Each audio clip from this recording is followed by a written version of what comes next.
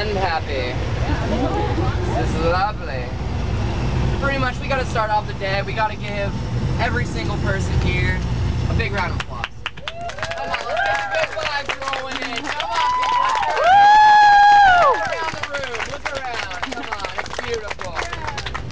We feel good now, right? Smiles, happiness. All right. So my name's Chris. I'm playing a band, and I love doing it. And I write songs for the band, and I write songs for other people too. And songwriting is probably one of my favorite things to do.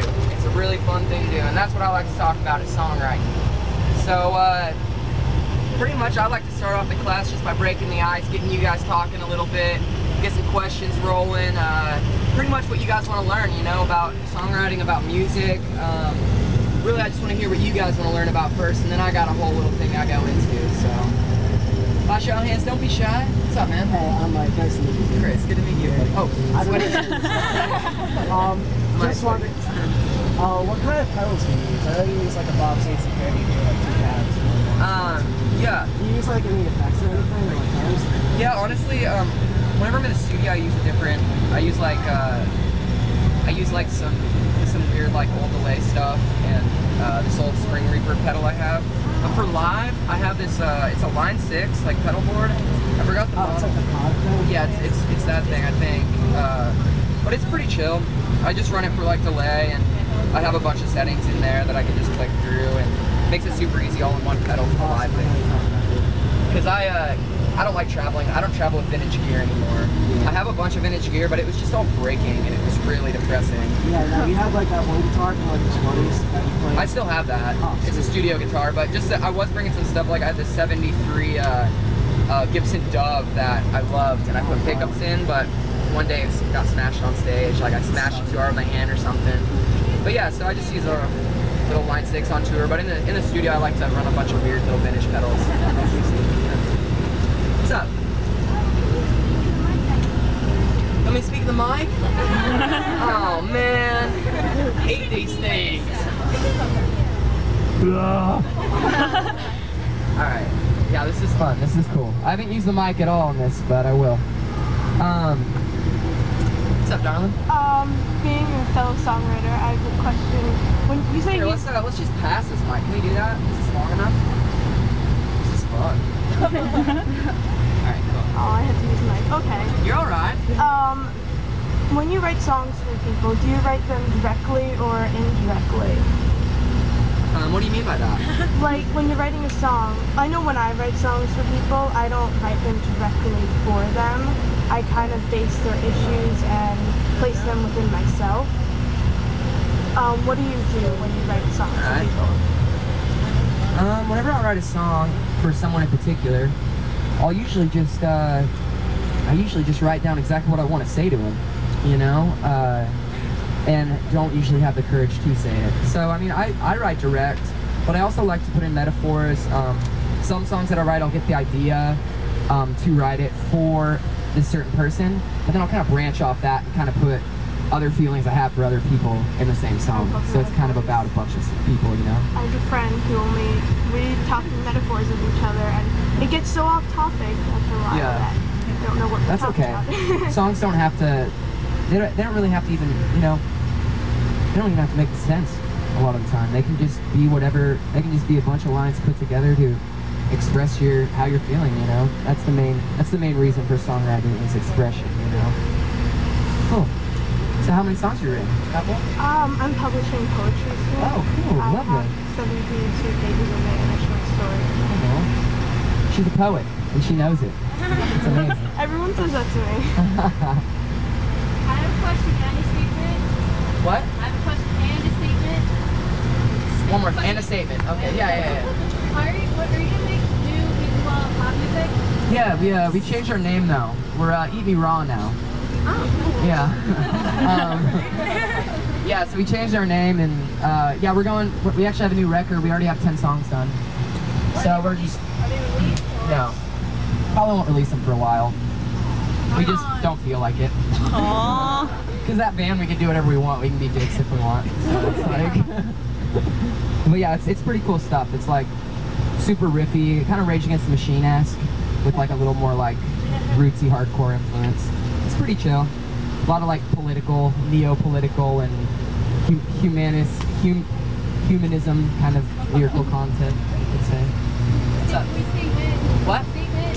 Your statement.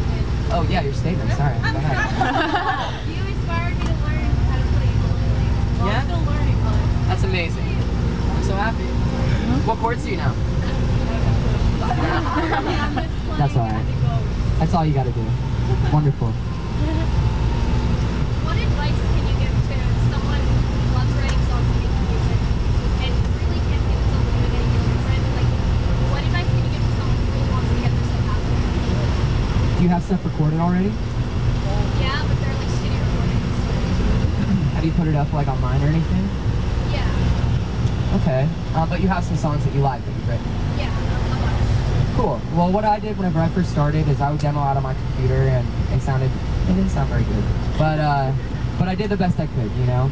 And what really got me going was I took those songs. I had a bunch of songs that I was just recording, you know, over time. That didn't sound very good.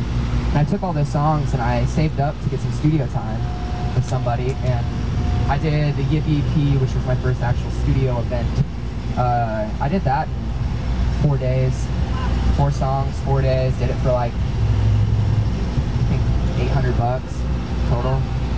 So like you can find a cheap place, and especially if you go in, what kind of instrumentation do you want? Do you want it to just be acoustic or like full band or? Well, right now it's just me.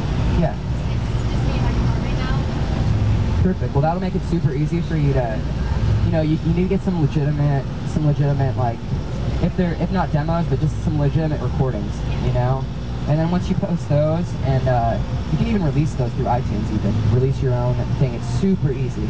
There's this thing called TuneCore. You want to write it down on your phone real quick?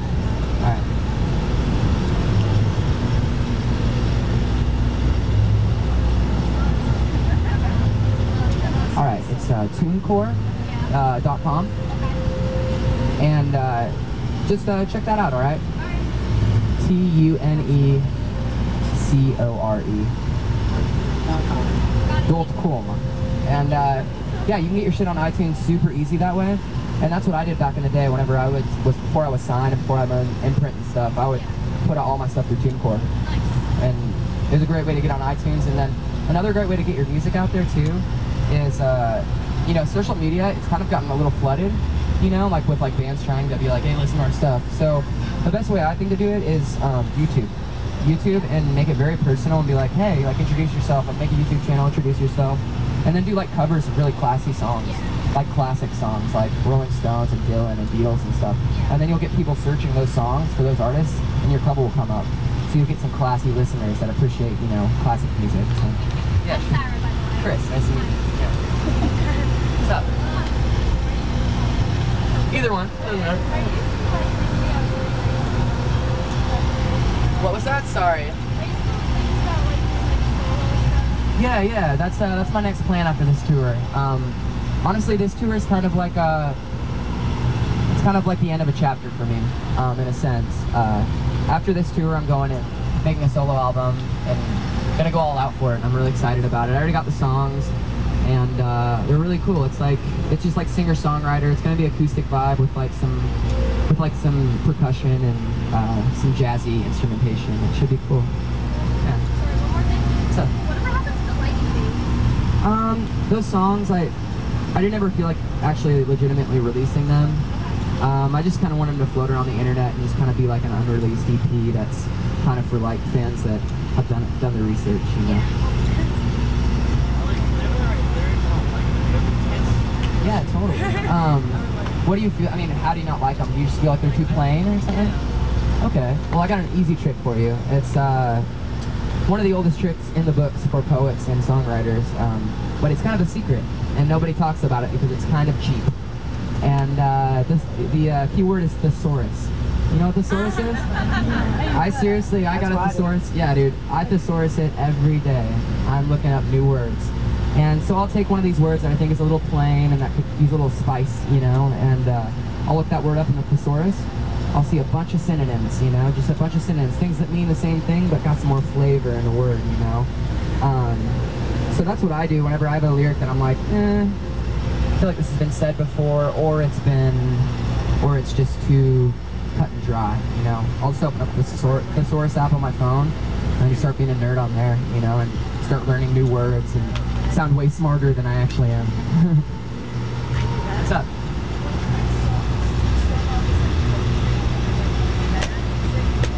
Yeah, I mean, a lot of songs will start out as poetry, but then a lot of songs, I'll just start jamming on the guitar, and then I'll just go from there. And so yeah, I try to make all the songs, so I try to write them all down after either before or after I start on the song. And yeah, and I try to make them poetic, you know, if not poetic, even just like, I've been really into like making lyrics really like